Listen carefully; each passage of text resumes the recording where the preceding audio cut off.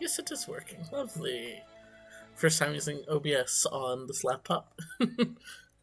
Fair. Yeah. So, Quinn,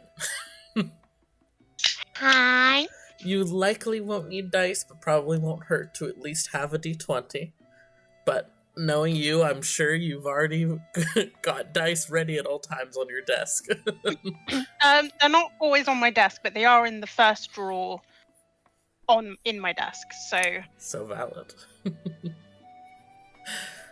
Charlie's dice tray out the way. If it spills on the floor, it's his own fault. There we go. Oh, do you want to put that back in? Okay, I have dice. Slay. So, Thane, before we jump into everything, I want to ask, first of all, what you might have said to your family, whether it was an excuse, a lie, the truth. What did you tell them about why you were leaving? Probably, I imagine Thane doesn't say too much about his hunts. He's just like, I'm off on another hunt. Bye. See you later. Mhm. As little communication with his family as possible, especially his mother. Speaking of which, do you live with them in general when you're not hunting, or just in the area? No, unfortunately, I do still live with them. This is an F. I understand. All right. So, also on the topic. Oh, go ahead. No, I was gonna say, because I think I asked and you said, let me get back to you. How much gold am I having? Right, I forgot that. Yes. Yes. So right now, in this moment, I mean, I'm sure Thane has more money than this in general, but I'm sure Thane is aware you should probably not travel with that much money. Oh yeah. So yeah, it was more just like, how much would I have on me? Because I get 25 for my background, and then yes, let's say that you have 300 right now, and that's including the 25. Okey-dokey. Yeah. Yep, I'm happy with that. Thank you. A good cushion to rent plenty of inns, maybe to, board your horse for a while if needed. Maybe even purchase a small magic item if it catches your eye. Like, I've got my boundless bottle. I've got my bottle of boundless coffee, and that is all I need. Now, if you just find a bottle of endless, like milk or like creamer. Oh no, Thane drinks it straight up black. He's happy with that. Fair. And then before you left, have you sent any recent letters to the Temple of Ren or those who are there? Yes, he would have sent a letter with some more money, because he pays for Sharon's care. So. Do you ever update them on what areas of the country you might be in, or do you leave zero details? I don't really give them that information. More for their safety than mine. The less they know, I feel like the less they know, the better. So then, if anything ever does happen and questions come up, they are. What's the word I'm looking for? Not liable, or like they're ignorant of the situation rather than like knowing lots of stuff that could compromise them and him. So, especially since he's hiding this from his mother of all people. Yeah, Mostly. Fair. And out of curiosity, what have you told them? Like, have you ever told them, like, oh, if I don't send a letter in this amount of time, here's who to contact for help? Or have you ever made any emergency backup plans of that sort, you know? Um, Or is it Toronto? yes. No, he would have maybe not directly with sort of Kisht and Frederick, Mm. but he would have made some backups. My brain is, I'm sorry, I'm scrolling because I'm trying to remember things. You're all good. So much scrolling. I need to bold some of this I know the feeling. so that I can like yeah, it would have been Taunto. He would have like said like, if anything ever happens to me, Mm-hmm. here is where a stash of gold is. Please make sure Sharon is cared for. Mm-hmm. I would say Toronto has probably also before made a comment in passing to you that if for whatever reason war does come to that area of country in particular, that there are like essentially hidey holes that his order has, and he would send orders to essentially get all the staff of that temple tucked away, and anyone else who might be with them. Yep. All right. Me. All right. Is there anything else do you think you would have taken care of before you left for Shevgard? Probably not. I feel like Thane tries to be as detached from his family as possible most of the time, which is part of the reason there's so much ire between him and his mum. It's just like they're going off to some like ball, and he's like, "That's frivolous. I'm staying here. Thanks, bye." He would absolutely not be wearing like noble-like clothes, though. Mm-hmm. It would be good quality clothes, but it would be like just a very simple sort of shirt, breeches, armor, cloak. Mm-hmm. All right. In that case, you head off. Travel certainly isn't difficult. Oh, remind me of your horse's name again. Daisy. Daisy. I knew it was something plant related. Yeah, Daisy. Daisy. What color is Daisy? I'm a horse girl at my heart. She is a piebald, so she's white and like a dark chocolatey brown. Oh my gosh. Oh. Quick side note, I once had a mount, and they were also a piebald, but they were black, and their name was Ink Spill. Oh. Anyways, I love horses. Someone asked me if they can have a horse, and I go, absolutely, you fucking can. Well, like I said, for me, the only reason I asked because it kind of made sense for him to have a horse with like, you know, all the traveling he does. Oh, absolutely. And probably like, you know, considering what Blood Hunter is based on, probably a horse that's very used to being around monsters and such, like say Roach. Yeah. I feel like she wouldn't be easily spooked. She's been well trained. Yeah, she's a smart lady. But especially in that case, travel is easy. There is a lot of activity on the roads, mostly refugees going westward, and various soldiers and even some mercenaries going eastward. So the roads are busy, but certainly not difficult to travel on. They're definitely a lot more. Like, there is some chaos, but it's kept relatively under control, partially because there's a presence of a lot of soldiers, but also it is just a lot of fear and uncertainty. Yeah. But most people seem to be thankful that they are no longer wherever they started from. It takes you, I can't remember the math. It's something like a week and a half to get near Shevgard.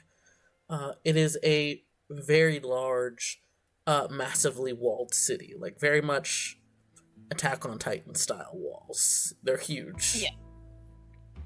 Historically, you know that that's a bygone thing from wars long ago when such massive structures were needed, but these days it's mostly just a very good landmark from a distance as well. You've probably been to Chevgard before in your various hunts, even just passing through. And so it's immediately noticeable to you. Just there's a solid mile, if not 2 miles, all around in every direction of the city. Just camps of various soldiers. You can see the flags of a few different mercenary companies that might have been hired by the military. Essentially, it seems like maybe there's not enough room in the city itself to house all of these people. So those who have the capability to camp outside of the city have been instructed to do so. Passing through, is Thane, do you wear your house crest visibly, or are you trying to be subtle? What's the vibe? He does not flaunt who he is, at all. He will literally only bring up who he is if he needs to, so his crest would not be obvious. Mm-hmm. He would, he has, the classic signet ring, but he wears it, on a chain that he kind of, tucks into his shirt, and then when he needs to bring it out, he will. Mm-hmm. Yeah, he's very much the antithesis of the haughty noble that throws their weight around. Yeah. He would actually much prefer not to be known as a noble, and unless, as I said, for instance, if they won't allow him access to a city, he'd be like, look, I need entry. Here's who I am. Let me pass. Mm-hmm. But generally, he that's what I said. His clothes aren't ostentatious or anything. It's very simple, good craftsmanship on it, but it's not lined with silver or lots of beading or anything like that. He's very kind of does his best to just be low key when he can. Mm-hmm. He won't even go to the most expensive inns or anything like that. He's just very fair. Chill. Yeah. There is kind of an informal leather patch that not even specifically blood hunters, but essentially career monster hunters sometimes wear. Do you display such a thing, or are you keeping it as subtle as possible? I think he's probably more likely to be open about him being a monster hunter than he is about being a part of the Ajoricus family. Mm-hmm. Word. If anything, he'd probably have, I don't know if he would wear a leather patch or anything, but he's probably had the emblem made as a pin that he has on his cloak that holds his cloak together. Mm-hmm. Slay. It's just essentially, wow, so creative. What a symbol. I wonder where that symbol is from. Oh, I scored up so far. I need to do it. Oh, sorry. Yep, fair. Yeah, he just has that as a brooch that's holding his clasp together, holding his cape together. Word. Approaching the city gates, are you trying to bypass the lines, or you waiting your turn? How urgent was the message that he got? It wasn't race to get here vibes, but Tornto left you with the impression that he'd like you to come as soon as you reasonably could. He would probably be I am on official business. Let me through, please. Mm-hmm. You also know with Tornto, he pretty much always knows ahead of time what day you'll show up. Oh, I bet. So he rarely ever tells you be here on this day. He just says, "Hey, come. Don't worry about it. Just come on your way." Then yeah, bypassing some of the lines, saying you're here on official business. A few people kind of start to grumble or give you an issue, but one quick glance at the brooch you're wearing, and most people either drop it or, realize, this person actually might have a point, I suppose. Arriving at the gates themselves, with a city like this, it's pretty normal for people to, be lightly asked a couple questions at the gates. But even from a quick glance, you can see it's, a bit more intense right now. People are being checked if they already have lodging, or if they need to sign up with some of the refugee camps. People are being asked, what supplies they need. Oddly enough, there also seems to be a couple clerics that almost seem to be doing quick checks on people before they're allowed into or out of the city. But as you approach one guard who seems to now be free, having finished with the previous person, waves you over. Hail, what's your business in the city? Sorry, check my notes again. Would I know that if I can mention the Order of the Moon Shadow, or is it more like I'm just here on Monster Hunter business? You can. It's up to you. What details you want to give? You don't think it would be suspicious for you to mention the Order? Yeah, it was more like knowing if that's a thing that. This is me basically asking if it was a thing that I knew I had an issue with them. Yes, you know that the Order of Moonshadow does sometimes do spy-related things, but Tornto would normally give you a heads up if this was something super secretive. Okay. Yes, I'll just say I have a contract with the Order of the Moonshadow. They're expecting me. Quick glance, notices your brooch. He gives a nod, seems to write something down on a clipboard. Right, any idea how long you'll be in the city for? Undetermined at this point, I'm afraid. Alright. And do you have a place of residence already arranged? I'll be looking for an inn once I'm inside. Right, just a moment. And he pulls out of a small basket that's set up between him and another guard, and hands you. These are the inns that still have vacancies. All others are either taken or have been reserved for various personnel.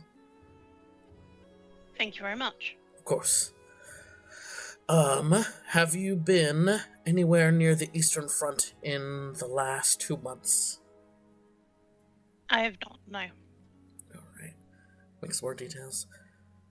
Have you had any encounters with Commodian forces in the last 2 months? No. Right. Have you had any symptoms that strike you as out of the ordinary, such as coughing, wheezing, nightmares? And he begins to list a variety of symptoms that Quinn might know.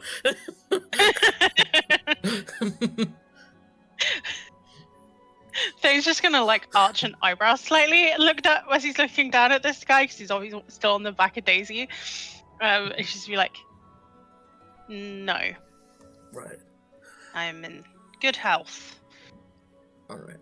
I will warn you, sir, there has been reports of a plague beginning. Details are unclear, so we are still being careful. Please do your best to see to a healer immediately if you gain any open wounds. And if you encounter anyone that seems to have such mentioned illnesses, please encourage them to seek professional help immediately. Very well. And if I could just ask you to come here to be checked. And he points towards one of the clerics standing towards the side. Thane will sigh slightly, but he'll climb off of Daisy and allow himself to be checked. Mm-hmm. Wow, crazy. It's like a pandemic or something. I know, almost. They gotta check your temperature. But no, you get the sense that it's essentially like a quick almost you especially notice because of your own training and having had to work with a variety of healers before. It's essentially a quick detect curse test. They're not looking for an illness, they're looking for a curse almost, which is, you know, interesting. Um, Mm-hmm. but the cleric seems to deem you free of any concern, and you are allowed into the city. I will climb back up onto Daisy and make my way in. All right. Are you looking for an inn first, or are you heading right to the Sanctum of Lucen?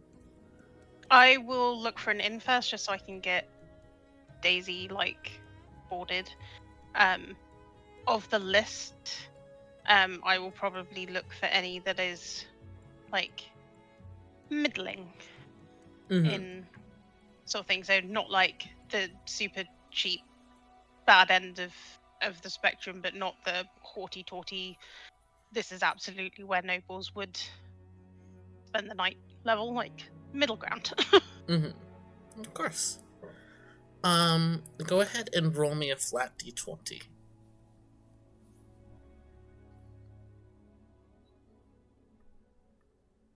That is a 16. Slay. Alright, you managed to find such a place, and it doesn't seem like it is too full yet. I don't have an inn name off the top of my head, so nondescript inn number 5. The warbling pheasant. There you go. Real, the warbling pheasant canon. I'm adding it to my notes. If I could spell. There we go. Alright, so dropping her off, they don't immediately ask for payment up front. The barmaid essentially says, they'll arrange it when you come back later, for Daisy. I will ask for her to be, brushed down and... Of course. Been traveling and fed and stuff, and I'll say I'm happy to pay a little extra for her to be given more than just hay. They happily agree to do so. Alright. Then, heading off to the Sanctum of Lucen. You've never been to the specific one in Shevgard, though you do know roughly where in the city it is.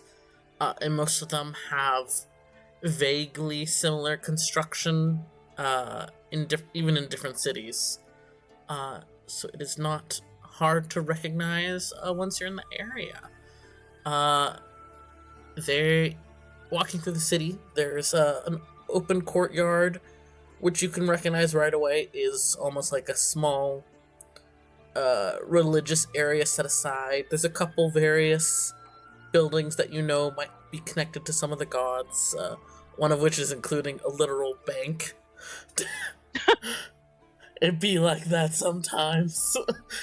But the one that you're looking for is what looks like a pavilion at first glance. Grecian pillar columns, that tiered roof that is key to Greek buildings. Except the interior leads to a series of staircases descending down into the earth. There's a collection of various, what you know to be essentially first level acolytes that speak to people as they approach, essentially directing them which staircase to take care of different matters. And as you approach, one such acolyte gestures you over to her. She's wearing the dark blue robes that, symbolize a basic acolyte of one of the two main goddesses of this temple. And she smiles and says, "Hello, sir. Where can I direct your business today?" I believe Tonto is expecting me. Of course. He was in an appointment last I heard, but if he's expecting you, I'm sure he will be done shortly. You can head right down this staircase over here. He's down in the workshops. Thank you. Yeah. It is a long, winding staircase, but you know that the workshops refer to various spaces for different designated experts that the Order of Moonshadow supports. Some experts on prophecy, or various texts, or astrology, some on enchanting items. It is not a place just anyone can enter into. It is usually only by appointment. And upon heading down, it is essentially an area of cubicles, a large area of cubicles, though you know all of them are essentially in their own individual bubbles of silence. This underground chamber is very large, and in further sections you can see where the different staircases lead down to, more classical library areas, or areas that look like they're more for worship. And the distant walls are finely decorated, not in a way that speaks of showing off wealth, but with your even distant understanding of this religion, it is more about beauty, about reflecting the beauty of generally the night sky. It's not about using expensive materials. It is about the swirling of mosaics depicting galaxies. It is, extremely intricate. And you kind of stop at the aisles trying to figure out what, specific section Toronto might be in, where to look, when you see a familiar person ducking out of one of the cubicles and beginning to walk down the aisles. I was going to have this already ready. Where is it? Here it is. Your good buddy, your pal, kind of lightish ginger hair, a dark blue blindfold over his eyes. He's wearing his normal dark leather outfit, and heading in your direction. Oh no, he's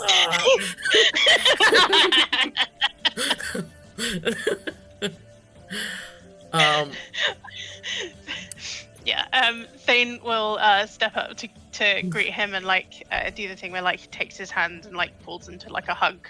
Even though I imagine Tonto is probably a lot taller than Thane. He's not crazy tall. I think.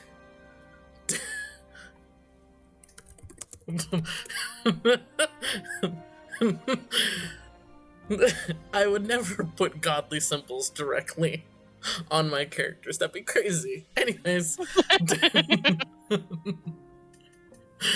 I think he's probably about 5'11". So he's a foot taller than Thane.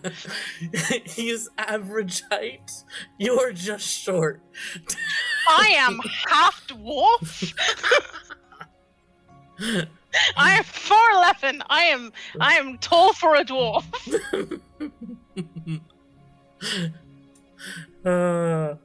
Truly. But he immediately gives you a hug. Even for a blind person, he always knows your positioning roughly. He might be off on some details, catch fingers on fold of clothes or something like that, but he always seems to know where you generally are. Gives you a good embrace, steps back. And how was the road? I hope it wasn't too difficult on you. Same as always, but Daisy always treats me well. Please tell me you started a pot of coffee. Not me personally, but I do have some in our employee areas. Come right this way. Thank you. Drapes an arm over your shoulder. I'll just see an intern wrap my arm around his waist. Yeah. He begins walking with you. you're not 100% sure of Toronto's, like, hierarchy within the Order of Moonshadow, and it's not often you meet with him directly in a location that belongs to the Order of Moonshadow. He's brought you into them before, but this is certainly one of the times when you can tell people around you are surprised to see him with someone and are kind of eyeing you in a new light. It's difficult to tell what the vibe is, but there's definitely a tension on the two of you. Can I insight check that? You can indeed. That is a 14 plus 1 for 15. 15. You get the impression that Toronto is maybe not leadership, because it's not an air of like, oh, this is our boss, but more like this is somebody important, maybe a specialist essentially, or something along those lines, somebody who has done something important at some time. Toronto has a reputation essentially. And while these people don't recognize you specifically,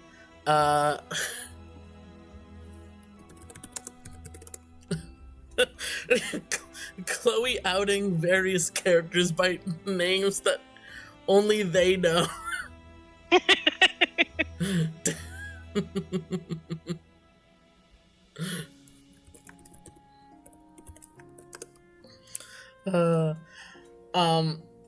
But people quickly recognize and realize that you are, some form of monster hunter, but don't know you specifically.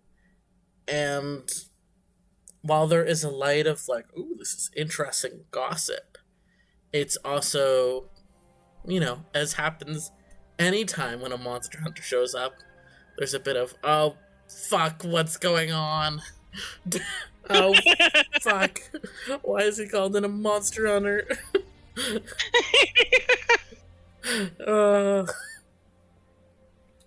You do see at least one, what you can realize more specifically is a monk. Immediately takes note of this, turns heel from where he was walking down a different aisle, and begins to speak into a speaking stone, but doesn't look like angry or concerned. Mostly just like, even from a distance, you can see the vibe of like, oh my gosh, is there gonna be another headache? I will glance up at Tonto and just be like, should I be concerned? No. Just a lot going on in the city right now. They weren't expecting me when I showed up earlier today.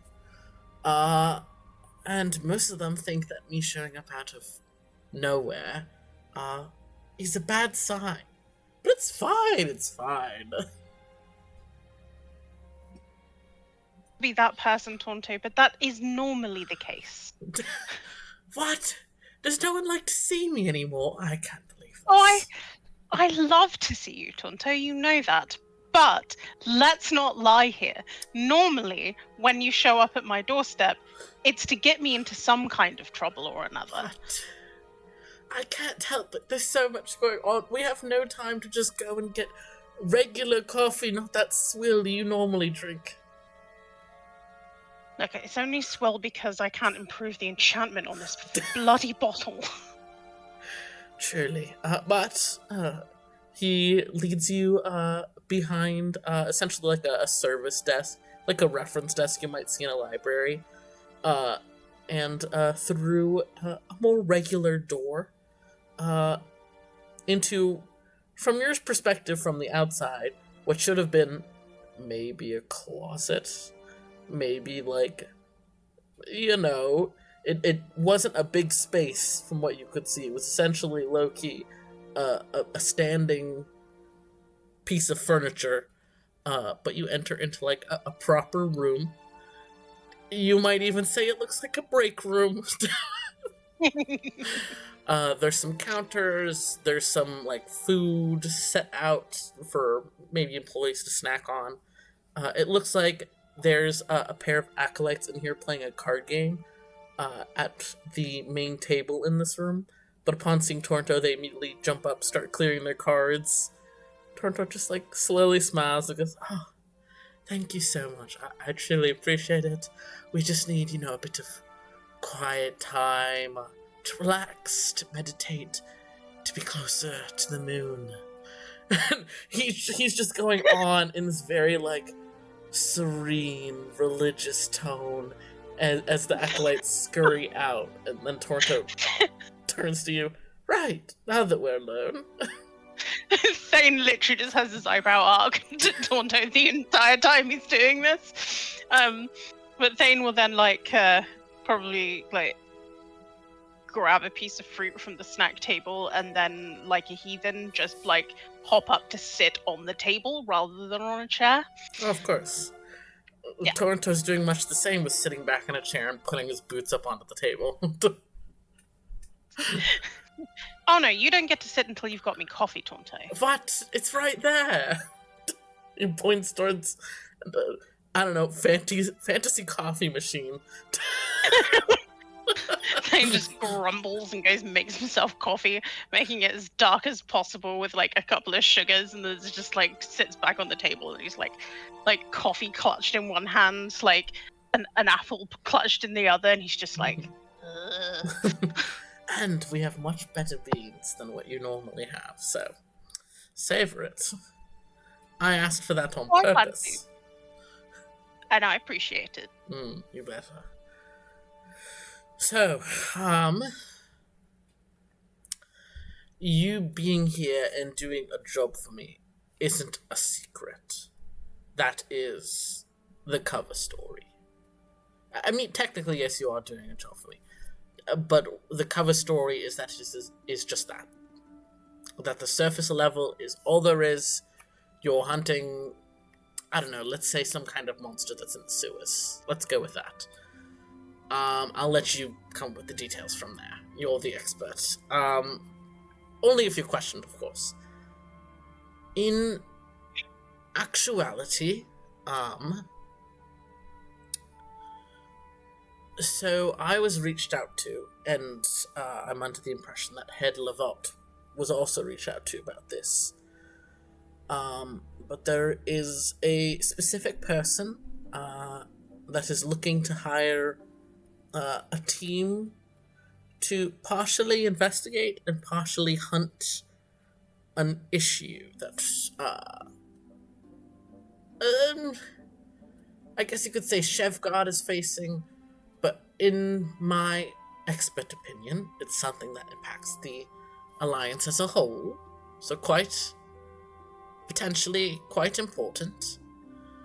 Is it to do with this mysterious illness / curse that they're checking everybody for at the gate?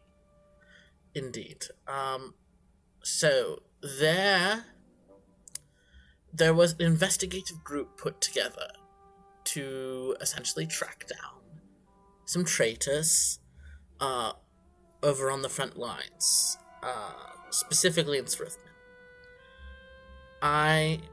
I was going to say I don't know the details, but that's a lie. I do know the details, but they're not pertinent right now. Or at least they're not pertinent for me to say right now. Anyways, they ended up uncovering that something that was thought to be a normal illness, or perhaps a normal plague. I don't want to downplay illnesses, but plagues happen. It has been discovered that this plague might in fact have a basis in magic, specifically in some form of curse or possession. And we suspect that the Empire is behind it. This investigative group I mentioned found out some details. Apparently some of them are trying to figure out a cure of some sort. But essentially we don't know how the Empire is developing this, where they're getting it from, or anything like that. And Thane, I don't see everything. I don't know everything. but I've seen enough to strongly suspect that essentially that the Empire is somehow connected to the missing spirits. That this illness is somehow tied up with this. The person I was reached out to by has contacted this investigative team to essentially hire them to investigate the Empire further. And she asked me if there was anyone else I could get in on assisting. And considering the warnings I was getting about spirits, I thought that you were the best option. You have a good cover as a monster hunter. We can say that that's why you've been invited to the group, simply because of those skills. But if it does turn out that there are spirits involved in somehow, then you have the necessary know-how, training, connections, etc. to actually help. Yeah, no. I'm glad you called me. Is this something... I know you've tried to avoid being involved in the war. I'm not asking you to fight or kill Empire soldiers, but... Oh, no, my parents want to avoid getting involved in the war. My parents, unfortunately, are short-sighted and don't realize that, if the Empire starts winning, it's going to affect all of us. So if this helps in some way, I'm happy to help Tonto. And I'm going to, scoot up a little bit, bring my leg up so that it's he's got his feet on the table, and then my leg's going to kind of, be bent over his legs and press my leg into his a little bit. He gives kind of a weak smile. He certainly does seem troubled at times when he tells you about, bad news or something he needs you to help with. But this is definitely bothering him more than normal. It's...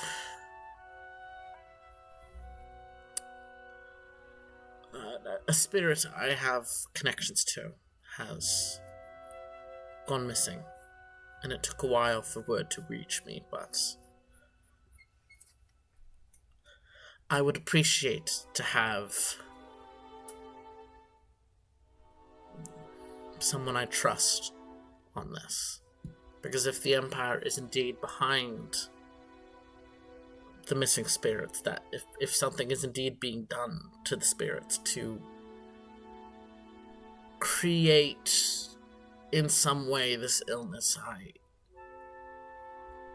want to know that the best is working on it. Thane, you're the best I know. Kind of nudges you back. Thane will laugh and be well, yeah, no, I am the best, that is true. Considering that the other best I know is the one that went missing, yes, you are the best I know. That Thane will give him a playful nudge, oi. You vaguely know that Torto has some sort of relationship, friendship, some sort of connection to one of the caretakers, but Tornto has always been extremely close-lipped about any details beyond that. So, from context, that is perhaps what he is preferring to. But he kind of straightens up and begins to reach into his coat pockets, seeming to feel through the various bits of paper.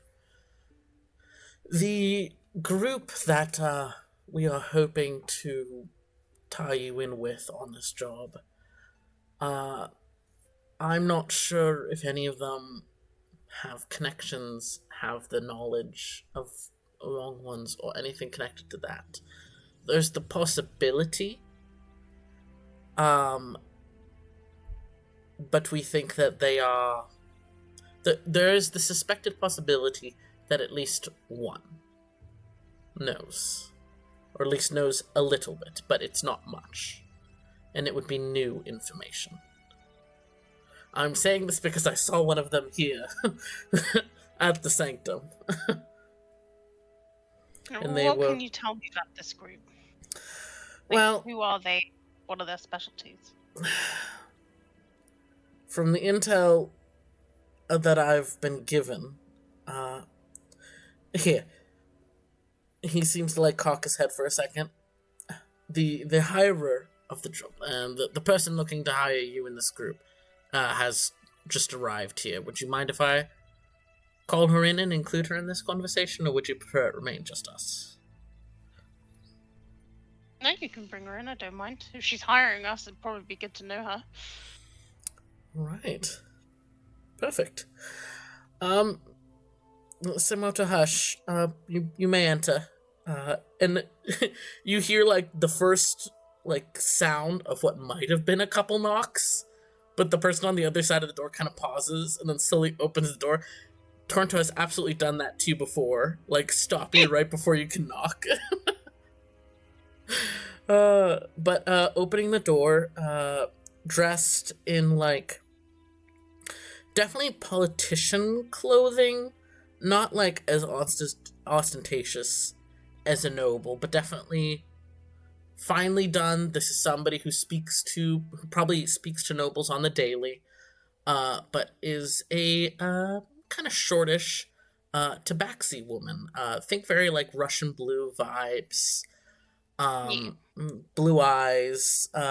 She kind of gives a look, and immediately the name Seimoto, which I will copy and paste what he called her to you. Seimoto isn't a name, it is a title. And this is the bit of lore I had not given you, mostly because I forgot that it could be pertinent to Thane. But Seimoto is a title. The various archmages, are also called magus, such as you, Quinn, have met the magus conjurer. That's Archmage Slurndus. But their second in command, or essentially their heir, their most skilled student, the person who would take over for them if they died, their title is Seimoto. Okay. So this is the second in command of one of the possibly archmages. You know that other important mages will also often call their second in command Seimoto?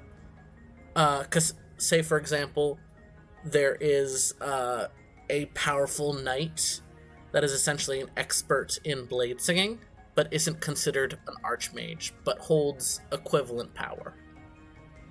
Okay. So if you want, you can make a history check to see if you know who Seimoto Hush is specifically.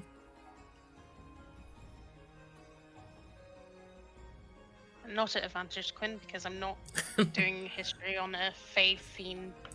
Yeah. Blah, blah, blah. That is a 17 plus 6 for 23. Oh, so. Jesus Christ. Yeah. You've probably then heard about Seimoto Hush a lot for a specific reason that we'll get to. But you do know that she is the second in command to the Sage of Scribes, which is not technically an archmage, but is essentially the most powerful mage of the wizard school of scribes. Essentially the main archivist of the entire alliance.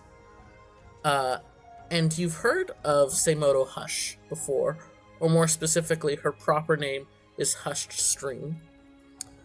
As there was some political hubbub about her, a bit of drama. You know that she is an ex-member of the Order of Moonshadow, And when she was chosen by the Sage of Scribes, she had to publicly denounce all ties with the Order of Moonshadow, since that order is forbidden to hold political power. So it's very interesting that she's here right now.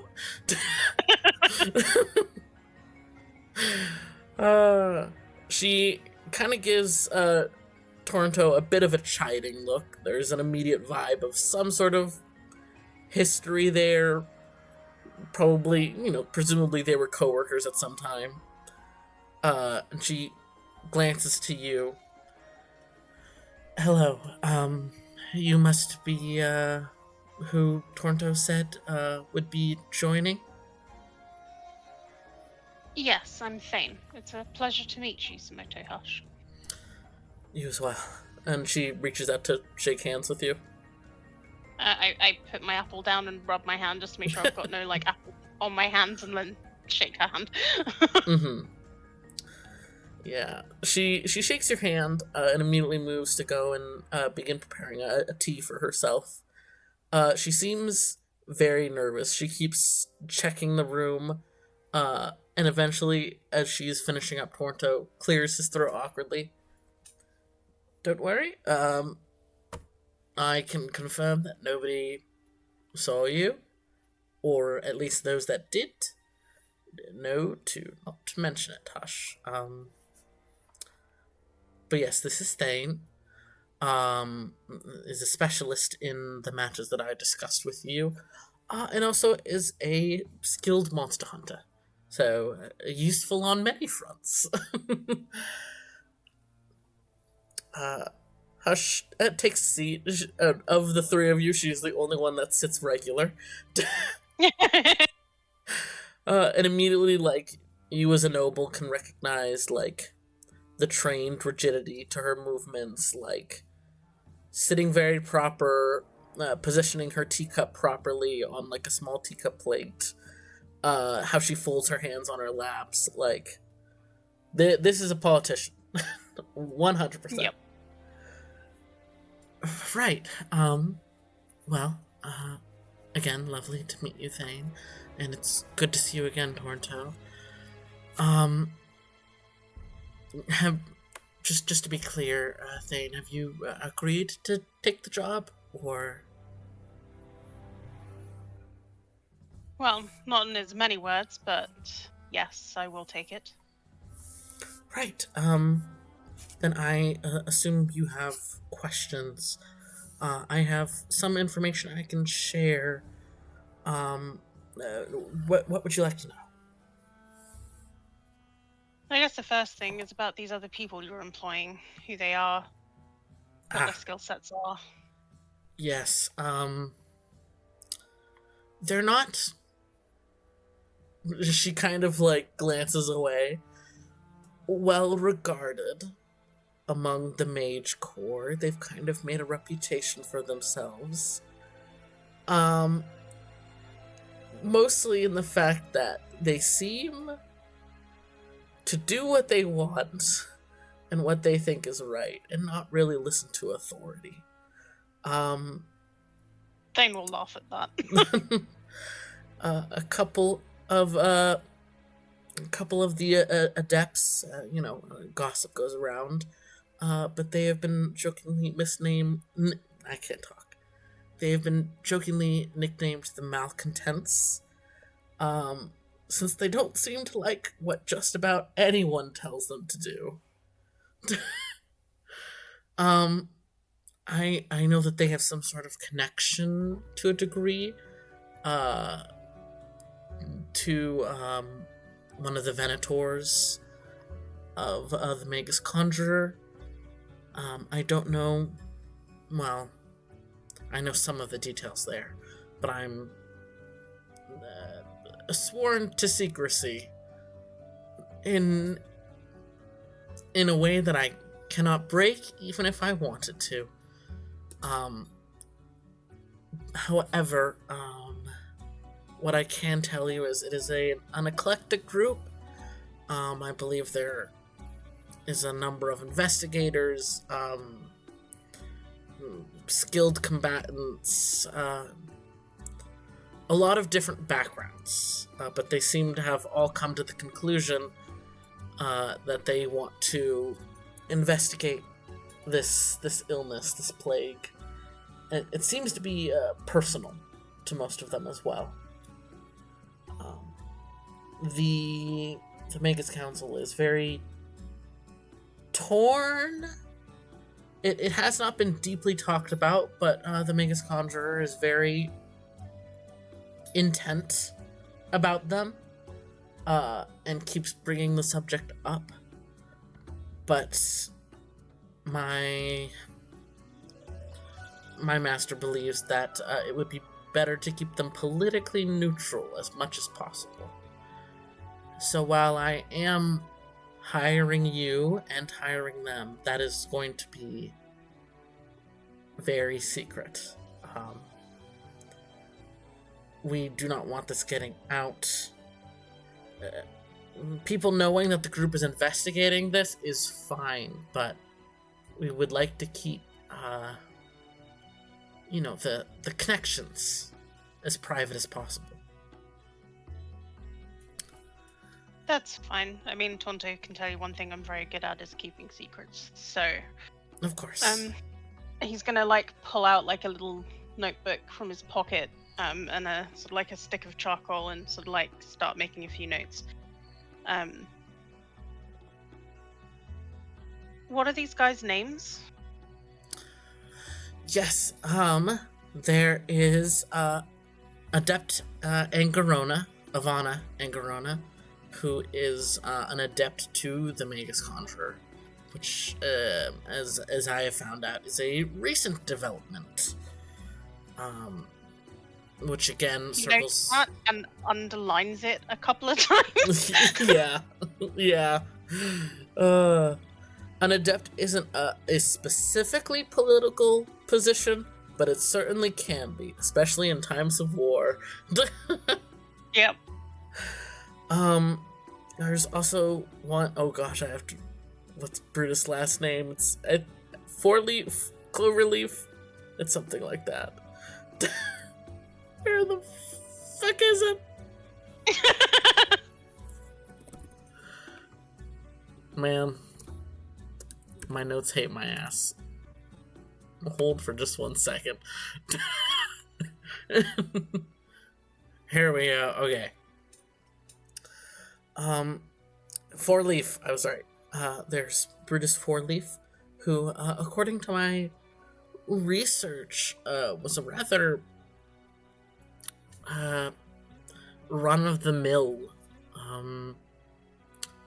tradesman in one of the seaside cities.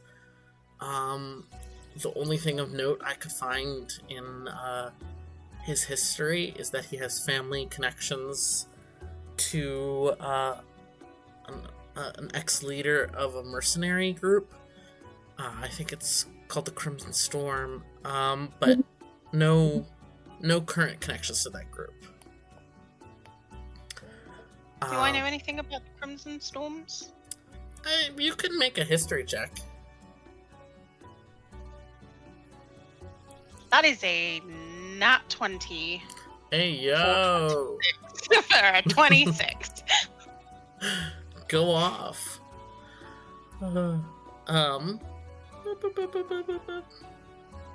I'm pulling up my tab about them.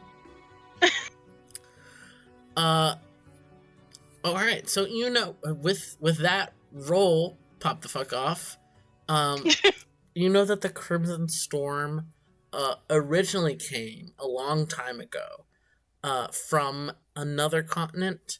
You're not 100% sure which one, but you get the impression that they were essentially a mercenary monster hunting guild. But they were hired to come here a couple decades ago to essentially help with the war. And the entire guild packed up, sailed the sea, and came here. And ever since, they have been a soldier mercenary guild, not monster hunters. Okay. That there used to be that the leader, who had been very prolific, she had been very important, and then something happened that caused her to either step down or be demoted or something along those lines, and that the current leader holds some political sway, but that the vibe is very different. There was essentially a lot of changing of the guard with the leadership. Okay. But as monster hunters, no connection to any of like the blood hunter orders or anything. No, there's something in the back of your head that tells you that while they were monster hunters, you have a feeling somewhere in your history books you remember that they specialized in hunting like truly giant monsters.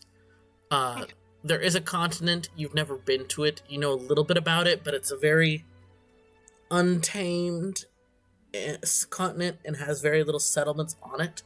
But it's called Honkarel, and it is jokingly referred to as the Dire Continent, because the trees there, essentially all the sizes of redwoods, nearly every animal is some form of dire beast. Everything is essentially massive there. Okay. And you feel like you remember from your history books that this guild is from there. Okay. They hunted the kind of things that just one monster hunter would not be able to handle on their own. Fair.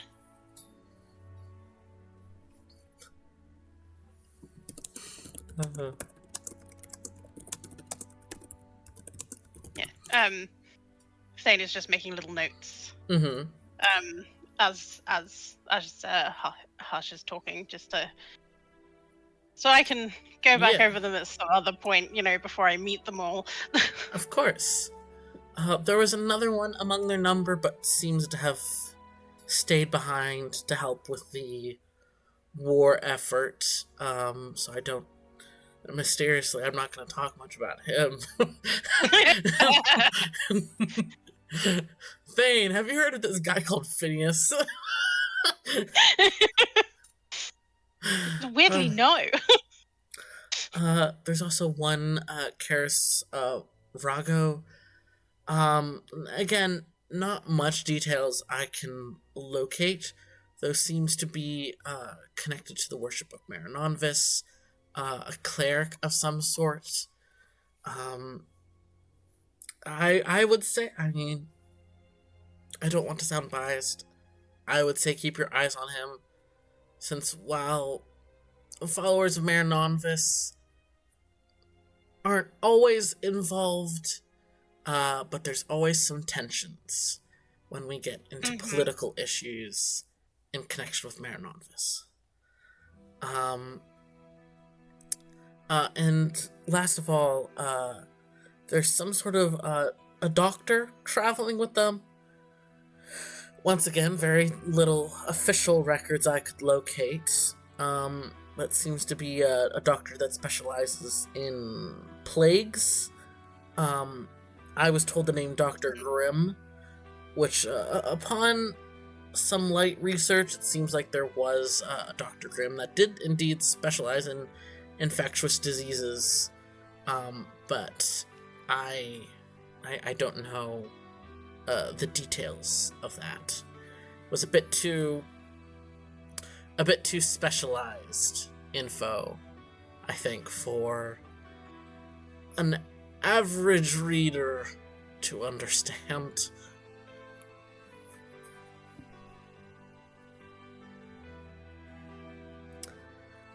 But I will make one note to you.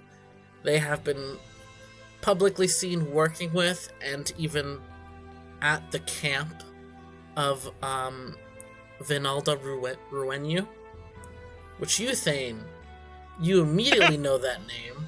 Yep. That is the youngest daughter of the royal family of the Elven Kingdom. Yeah, Thane's gonna do a slight double take and be like, what? And I will let you make a history check as you say what and try to furiously recall why the fuck one of the princesses would be on the front lines. So that is an 18. Slay. then, as you know, in a very relatable moment, even as you say what, something kind of clicks in your brain, reminding you. Um, you remember that there had been some sort of coup against the Elven Kingdom about 100 years ago, elf moment, um, and that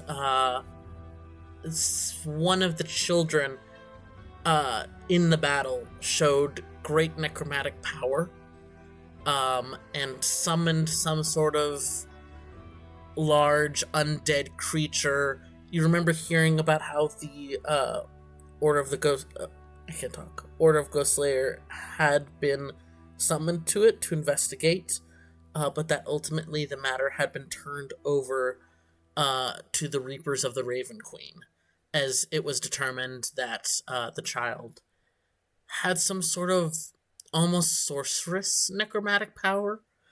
Um, and while Ghost Slayer can certainly help with that, it is a bit more under the purview of the Raven Queen. Uh, and from what you can recall, uh, the child was essentially conscripted into the Reapers, which is something they sometimes do to keep, essentially, to keep necromancers in line, to keep them working on the side of quote unquote good, and to make sure that they don't start doing bad shit and murdering people and making undead armies and fun things like that, you know? Yeah. Thane will be like, okay, that's good to know, and let's never mention that to my mother. I certainly won't. Um, as far as I know, it is an open secret that she is helping with the war efforts. I believe she is acting as a mage with the Reapers in battles.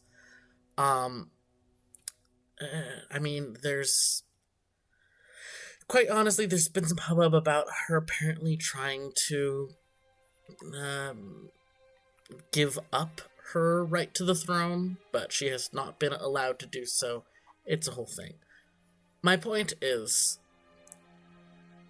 this group, as they've been referred to, the malcontents, while they are supposedly, while they supposedly don't belong to one political power, they're extremely politically connected.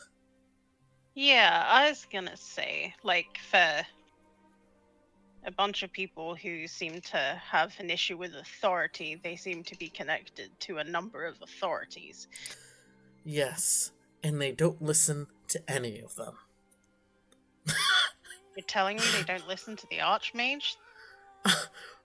From what I've heard, they practically nearly went to battle of some sort with the Archmage. I'm not sure. There was some sort of confrontation. But to be fair, I mean, have you ever met Archmage Thrindus before? No, you have not. No, but I've heard things. And all I can say is these guys clearly have a set of balls on them. Certainly.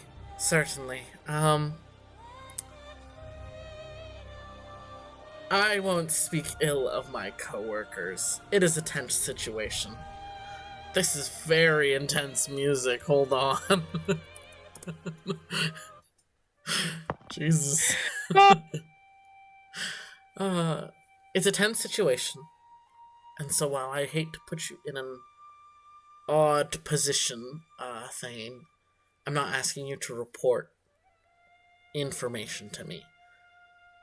But I would appreciate you keeping an eye on the situation and at least trying to help with not making any political situations worse.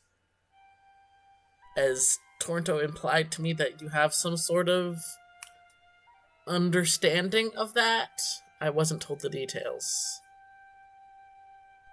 Just say that the views that my family has versus the views I have are vastly different, and I do not care for the political machine whatsoever, so do not worry.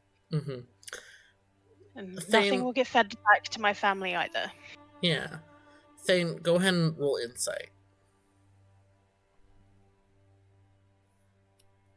Not my strongest stat. That is a 14. Slay. When you introduced yourself, you didn't say your last name. Nope.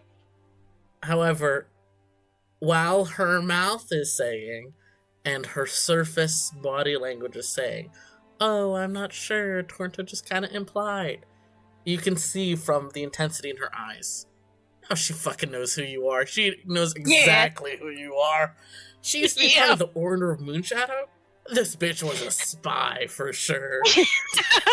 Yeah, I think Thane kind of got that as well. And considering how much she knows about the others, there is no way that she wouldn't know as much about him. And like his general life is not necessarily a secret. He just doesn't talk about it, which is different. Mm-hmm. Like it's more of an omission than an outright like lie. So like, for instance, when he introduces himself to the group, he's just going to introduce himself as Thane. He won't introduce himself as Thane Ajoricus because he'd rather they just didn't make the connection if necessary. Exactly. And on that note, with that role, while you're not sure who it might have been specifically, as you're looking at Seimoto Hush right now, she definitely knows more about this group than she said. You're not sure if it's all or if it's one. There's things she's not saying, for sure. Yeah. And Thane isn't expecting her to. He kind of just wants a general lowdown of the group rather than, like, give me all of their intimate secrets. Mm-hmm. You know, just be nice to kind of know what kind of group he's working with so he can at least prepare himself. Real. He has also drained his entire cup of coffee by this point, and he's going to go make himself another. Go off. Tornto kind of gives a heavy sigh as you step away to make yourself coffee and glances towards Hush. So, that's that settled. I know you said that they'd be here in 2 or 3 days. I can give you the information of where Thane is staying, so that you can send word to him when you are ready to meet with the party. But yeah. I'm at the Warbling Pheasant. Oh, I know. Of course you do. He gives you a smile. Hush kind of is watching the two of you and slowly shifts. And there's this immediate air of, like, her putting on this vibe of, there's something I probably should tell you guys, but it's kind of awkward. She rolls her shoulders, and as you sit back down with your coffee, she says, there has been a sighting of, while I'm not 100% sure that it's who it was identified to be, mostly because this person hasn't been seen in a very long time, so our records could be wrong. There has been a sighting of who my web thinks to be a specific spirit here in the city. Tornto kind of leans forward at that, but doesn't say anything. A large wolf, even bigger than a direwolf, I would say, nearly the size of a horse. Dark brown, a lighter mark on its left shoulder.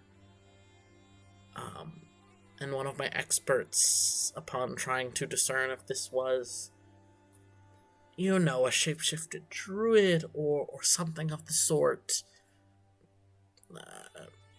read a level of power far beyond that. And while I have some descriptions of some long ones in my records, I'm by no means an expert. So I'd like to ask that the two of you, if you do cross paths with this presumable long one, if you can identify them, as we've been trying to keep track of which ones are going missing. So this could be useful information.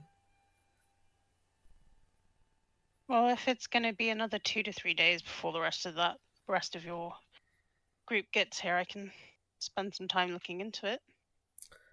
That's the thing. This wolf has been spotted in the company of Brutus Fourleaf.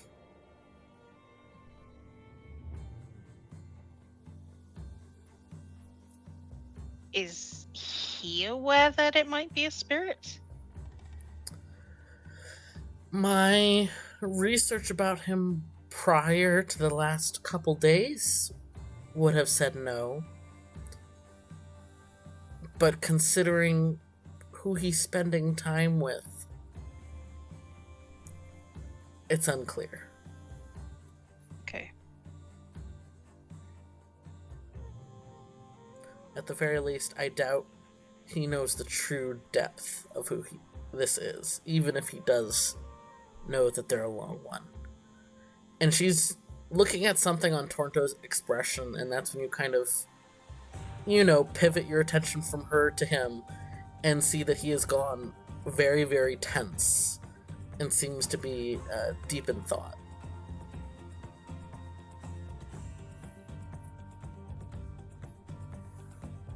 You alright there, bub?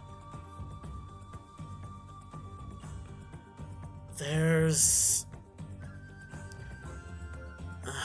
a number of spirits that can and do take different forms, hide themselves as animals.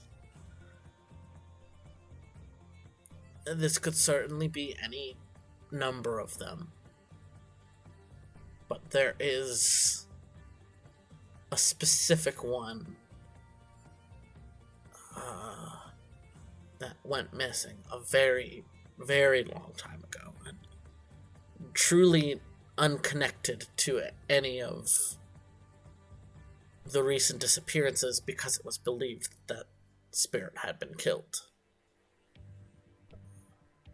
I don't want to get hopes up that this is that long one, but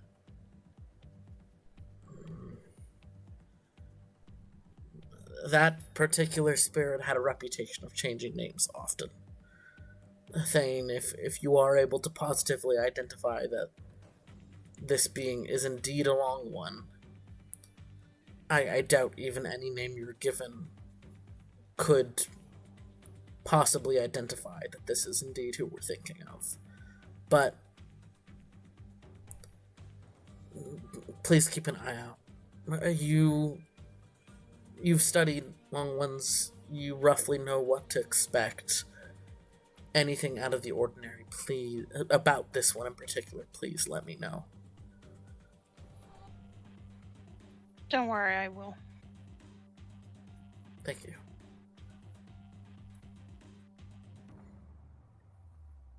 And that Hush kind of gives a short nod, downs the last of her tea, and stands up. Alright, then, once, these malcontents, are here and come to meet with me, I'll send word to you, Thane, and, you and I will meet with them and, essentially, tell them what I've told you, and I'll hire them proper.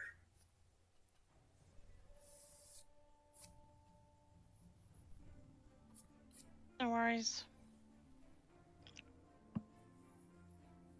Thane kind of looks a little lost in thought himself. But nods to Hush, and his eyes kind of aren't quite leaving Toronto. Mm-hmm. Hush gives a respectful bow to you, not in a noble way, but in you've seen the mages do it before. It's a more formal gesture of respect to someone on a similar social tier as to you. Yep. Which isn't unexpected for her to do to you if she does know who you truly are. Yep. What strikes your interest briefly is she also does it to Toronto before leaving. But she exits the room, and it is just the two of you once more. So I'm going to shove his feet off the table, scoot up, and I'm going to put my feet on his legs so he can't move. And I'm going to lean forwards, and I'm going to be like, okay, you going to elaborate now? God's pushy much. If you wanted onto my lap, you could have just asked. I will move and sit on his lap. He's already got his arms out ready.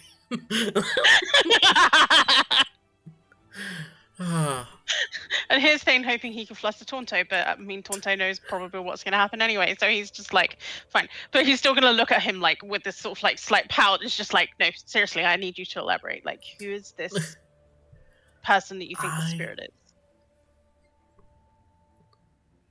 is? He seems uncomfortable, not with you, not with this, but more like he's unsure about the topic. And I'd like you to roll a persuasion check. Okie dokie, my weakest stat. Real. Can I like maybe vie slightly for an advantage by kind of saying to him like, Tonto, you know my biggest, darkest secret. I trust you. Know that you can trust me back. I know. Alright. This never leaves this room. And he reaches out a hand and entwines his fingers with yours. Truly, not even... truly never. You have my word. I will say nothing to no one. And I'll kind of give his hand a little squeeze. I'm still sat in his lap, by the way. Oh, absolutely. His other arm kind of moves to rest on the small of your back, just in case. He kind of chews at the corner of his lip and eventually speaks. When I was young, I was born to a family that did not understand the depths of certain things, did not know how to deal with my abilities, and I was a child who did not know how to deal with them either. And it eventually came to a head, and a certain family member brought me to someone that she believed could help. And I lived with that person for a very long time. More specifically, I was given to a caretaker of spirits. Not because I had... My abilities are not inherently connected to the Long Ones. But this particular caretaker had a reputation of helping and guiding young children who had no other options. So I lived with her for a very long time. She raised me, and while she had us call her auntie, there was never any affection from my parents. She was my mother. Auntie was my mother.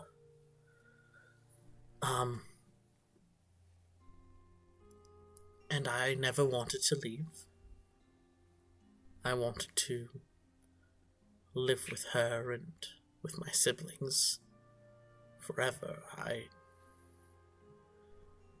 It was better there, it was safer, it was kinder.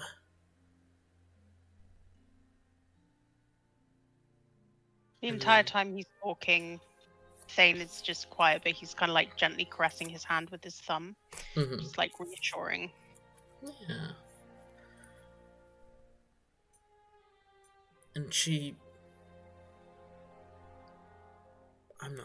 I'm not sure what was going on. I was young, I didn't understand, but the older kids were concerned about Auntie. Something was wrong. The eldest told me once that she was breaking. That she was breaking because those under her care were going missing. And I thought I could use my powers to maybe help if Auntie was so upset, was losing herself because the spirits she was supposed to look after were going missing. I thought I could help. But I didn't know how to control what I could see. So I did not see the future. I saw the past. And I saw someone very dear to her.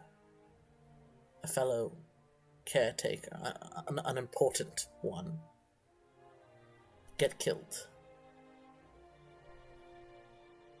Caretakers live a very, very long time, so I, now with my adult age, can recognize that other caretaker must have died centuries and centuries ago.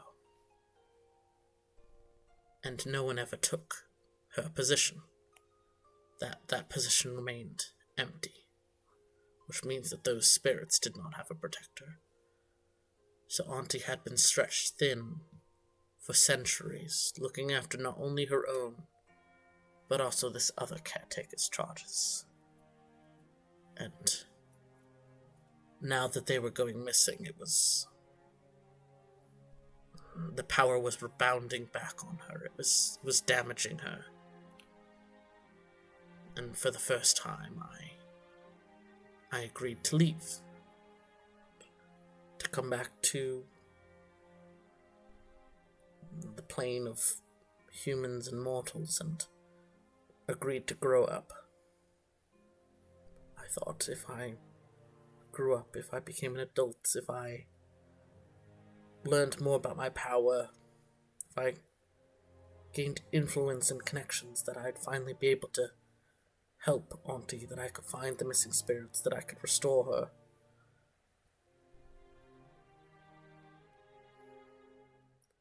Two months ago, Auntie went missing.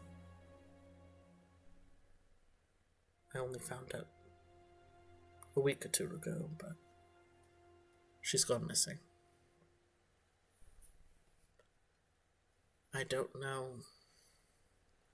I have no leads on finding her missing charges. I don't even know if the children she cared for are alright or not. I don't know where she is. But who Hush was describing, that's the caretaker I saw killed. A wolf, a powerful one.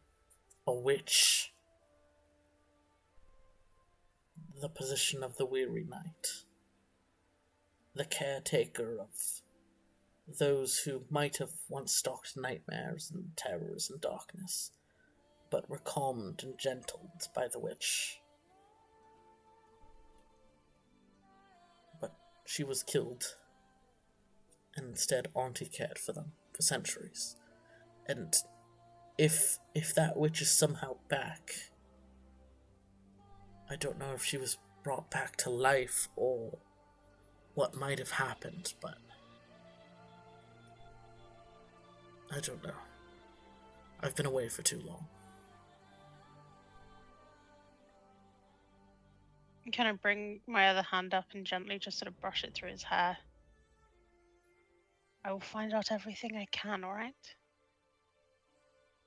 Alright.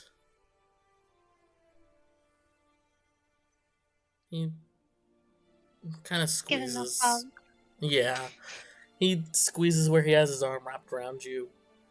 Kind of briefly tucks his head to rest it against your shoulder. Just hold him.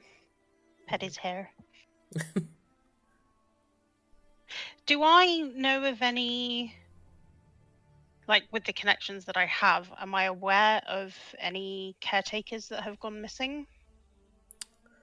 Roll me, let's say, yeah, history works, and you can have advantage since this is very much an Directly area. tied. Yeah. Well, funny enough, I rolled 2 15s, so that's 21. Word. I have both dice, 15.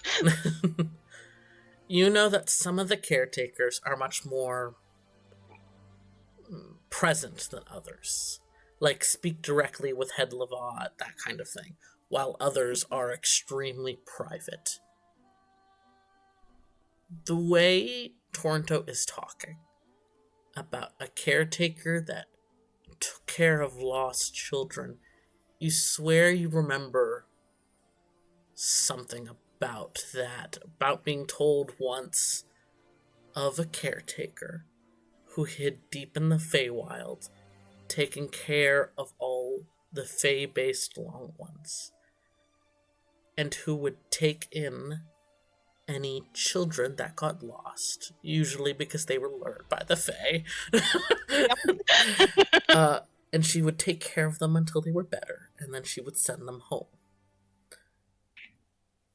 And as you're realizing this, and the name Auntie, the legends that talk about, like, the origin of the Long Ones, it's all very hazy. This was an insane amount of time ago, and the details were never recorded, likely on purpose. You remember something about there being a first caretaker, the one that essentially made this position, that created each of the caretakers that came after her. Something about this feels like that. About finding lost people and giving them a role to guide and care for others.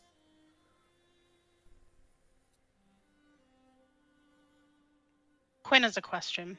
Yes, go ahead. With a name like Auntie, is she a hag? Think hags. I mean, if we want to get into the lore, hags are beings that styled themselves after this being.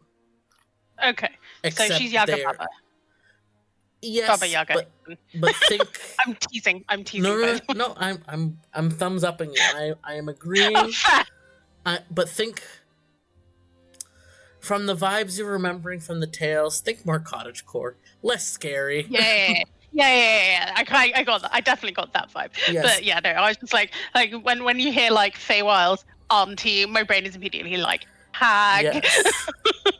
And if you want, Thane, in this moment, thinking of like, a title like Auntie, something with the Feywilds, a being like this. This is someone who apparently also took care of spirits of darkness and night. Of essentially the scary spirits. Hags are kind of like a combination, it seems. Weirdly, I feel like the dark and scary ones are probably Thane's favorite types of spirits, but I will say not all hags are automatically spirits, but a good amount of them are. okay. But yeah, Toronto gives you almost this brief hug, but eventually releases and kind of pats your back. Alright, I do have something I have to hurry off to. I have time to get there. I can walk you back to, what was it, the warbling pheasant first, or would you rather go on your own? If you've got somewhere to be, don't worry. I can find my way back. I give his cheek a little kiss and then like hop off his lap. Totally cool and casual about it. Yeah, you hop off. You start to stroll away. He stays still in the seat longer than you might have expected him to, but he does eventually straighten up. I feel so in my head, please note that Thane already has a crush on Tonto, but he's trying to be super cool about it. Because he always knew there was this kind of like thing with this caretaker, but he never really knew where that sat. Now he knows, and now he's more flustered about it. So he's just trying to be like suave and like chill about it. Probably failing a little bit because he's got 11 charisma and therefore is not actually very charismatic at all. He's just trying to chill. I love the idea of Thane just being like, oh, you've got this complicated history with your ex. Oh wait, no, that wasn't your ex, that was your mom? Love to hear that. Thanks, sweet. Basically, but he's not gonna like bring that up right now because this doesn't feel like the appropriate time. Ooh. Real. We have to have some slow in the slow burn. Not with people who've been friends for like at least a decade. But yeah, no, Thane will kind of like look around and look at Tonto and just be like, will we have any time to like hang out in the next few days before this group arrives? It'd be nice to actually spend some time with you where we're not like fighting monsters or, you know, possibly nearly dying. I'd certainly like to. I do have some matters I have to go and take care of first. Just a moment. He seems to kind of stare into the middle distance, and you know that he does that when he's essentially... Because you know sometimes the things he sees are specific, such as knowing times or knowing a location. But sometimes they're extremely fuzzy, so he takes some time to stand still and try to essentially put the pieces together and see if he can figure out the specifics of the puzzle. Yeah.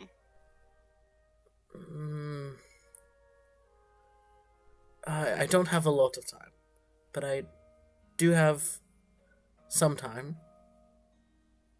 I will come and find you when I'm free, and hopefully we can at least grab dinner or lunch or I can swing that, yes. Thane will chuckle slightly. Please make sure you do. I would like to see you, as I said, for a bit more than just fighting monsters. I would too. You give his hand a little squeeze, and you're like, alright, go off and be busy. I'll see you later. I'll see you later. He kind of stops. You know, he's not... Obviously, he's not looking at you, but he's like... just seems to be absorbing the moment. Takes a steadying breath and says, right, well... I'm off. Let's just thank the gods that you didn't arrive here a day sooner. That would have been real awkward with my sister. Bye! He leaves. He just goes, wait, what? Tonto! But I imagine Tonto's already gone. Yeah. You exit the door, he's nowhere to be seen.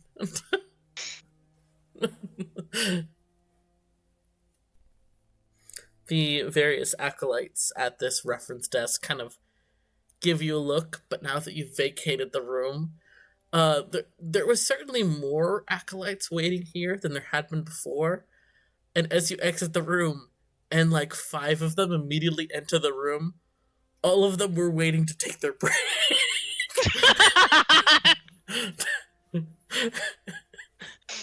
The question is like what, like obviously they were like waiting to take their break, but are there like any assumptions on their face of like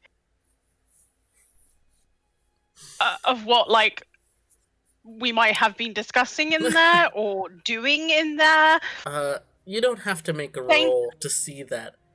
There's a little bit of vibe of like, oh yes, they're going to gossip about this. but also more like, thank God I'm so fucking hungry. I was wondering if how sassy I think Thane would be in this moment, and the level of amusement he would absolutely take from it.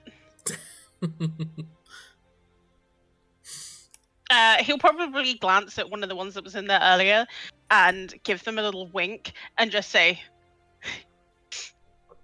"You might want to sanitize the tables."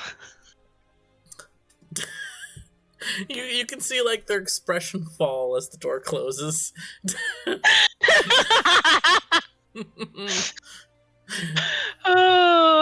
Thane will chuckle to himself and then head back to the warbling pheasant. All right. Check on Daisy. Yeah. Give her some sugar cubes. Over the next 3 days, you can take care of, various business. Maybe get rid of like somebody's, I don't know, toilet goblin or something like that. Small bits like that. Yeah. The inn Toilet eventually, yeah, the inn eventually strikes a deal with you that you can stay for 3 nights for free, if you take care of like a sprite that's living in their attic, kind of thing. So you at least. So if you offer this side thing of a sprite, the first thing that Quinn wants to do is befriend it, right? It's like a mean sprite. It's like making people's socks turn mildewy and, I don't know, making the wine go bad. Okay, much like slimes aren't bad, they're just hungry. It might be grumpy for a reason. This is so true. I feel like Thane, like with things like this, Thane will probably choose try a non-violent option first, and then if violence is the only option, then he'll pick violence. But I want you to picture like a montage of like Thane trying different methods to first befriend and eventually catch the sprite. Each method ending with Thane's finger getting bit. Not like dramatically, but enough. And eventually the only humane option for this very unfriendly sprite is probably just taking it outside of the city. Yeah. Sadly, there is no humane society for sprites. Yeah, I feel like Thane generally doesn't try to kill things unless it's like a genuine threat to life. I feel like, real feels more appropriate for Thane. But does he get a lunch or dinner date with Tonto? The first day you do not manage to get any, except for like a note slipped under your door with a frowny face of Tonto saying, "Sorry, I can't today." But the second day, you do manage to get a lunch date. And the third day, you even manage to get a dinner date. The question is, does Thane try to shoot his shot during the dinner date? I will say that Toronto does look very stressed and doesn't say the details. Gives the distinct impression that something secret is going on and seems stressed and a tiny bit distracted, but is trying to pay attention to you. Oh, bless him. No, Thane will just be his normal supportive self and, just try to help ease his burdens in any way that he can. Real. Both times... Oh, go ahead. Oh, I was just going to ask how good the coffee is at this inn. Like a hair better than what you have, honestly. Still not great, but a little bit better. There's at least more notes to this coffee than just bitter. But both times after the meal, Toronto does leave you with like a book. He has this habit of giving you books to read, even if you don't actually read them. But they're never like, "Oh, this is an informational book about the monster you're gonna fight that might help." It's always like the oddest things around. The first one is, hey, we gotta stick to our roots. It's some sort of like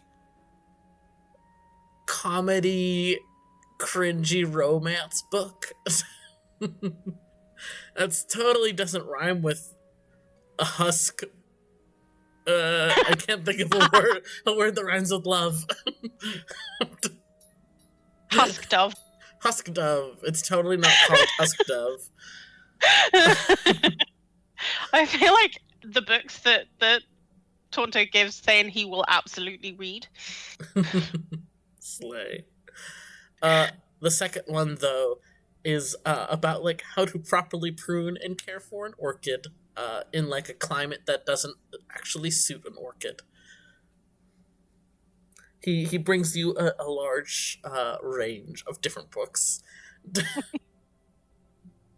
I'm very happy with the orchid one. Very, very happy.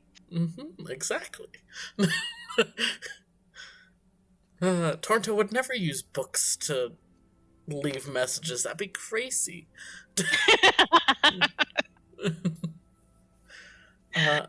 But on the afternoon of the fourth day, somebody comes to you at the inn, delivers a message to you from Seimoto Hush, specifying where to meet her. And as you head off to go and meet her, we'll resume next time with that on Wednesday. Fair. Yeah. Thane will definitely dress as if they might be heading out immediately, so he's gonna be like in his leathers and take his bow and his sword. I will just in case. Yeah, I will tell you that Seimoto Hush did say in the note that at least probably the first parts of this job are most likely going to be in the city. Yeah, but we don't know. He doesn't know what that's going to entail. Yeah. Plus, he also feels like it's a good idea for the group to see that he's not just some stuffed shirt person noble. Not that he dresses like one, but you know, at least if they see him in armor and with weaponry, they at least know that he's serious. Being hashtag I know what I'm doing. Truly. I can English. Hey. Hey. Oh, can you grab the thermostat? Hell yeah. Sorry, I just realised how warm it is in here now, and I put the heating on earlier because we were both cold, and now I'm sweating. Fair. I tell before. But that is the end. I wasn't sure if we'd get like Toronto backstory details. Well, like they've been friends for a long time, and you know, Tonto does know Thane's biggest secret, so that's not a lie. Yeah, I don't know. Did you catch? Well, I'm wondering if you caught what Tonto was implying, but didn't say about his time with the auntie. Tonto certainly spent his childhood there. Yeah, he said he spent a long time there. Yeah, so he's probably a lot older than he appears, because it sounds like he didn't really age much while he was with Auntie. Yeah, try it all. It's like, you know, it's almost like a Lost Boys scenario. Yeah, it's crazy that he has a living sister. Anyways. But he's an elf, though, right? No, he's half elf. Oh, half elf. Weird. Interesting. But then again, he did also say siblings when he was talking about the other kids that were there. That's kind of what I assumed he was referencing. So. We'll have to see. Yes, we will find out. I know. I don't know if Chloe is fully back, but I know Chloe is probably staring at me and wondering. Because I think I've mentioned to you, Quinn, how Chloe and I did something that involved Chloe playing as a child and stuff like that. Mhm. That is how Chloe knows Tornto. Chloe played Ah, briefly as one of Tornto's siblings, so fair enough. knows Tornto as a kid. Let me hold on. I drew him as a kid at one point. Let me find it. Where was it? Oh yes, I doodled him. Here we go. Little lad before he started using a Oh, blindfold. just a little guy. Just a little guy. I think he was 8 then. I forget if he was 7 or 8. Out of curiosity, Mm-hmm. because I'm dumb and I can't find the list of all of your things right now. What god Sure. is it that Tonto has the symbol for on his wrist? Oh, that would be Sahanath. Okay. I Which just like how is. Connor's like, I do not appreciate. And I have an inkling what that means and I don't like it. Here. I pulled up. Sahanath is specifically the god of secrets, prophecies, illusions, dreams, visions, the night sky, and the moon. Uh, That makes sense. that is specifically one of the gods of the Sanctum The of order of Lucence. meaning. Yeah, It's also with the exactly. yeah, makes sense. I just was like, Connor's reaction was just making me go, but I couldn't find the link for the list, and I was like, so I'm just gonna ask. Yeah.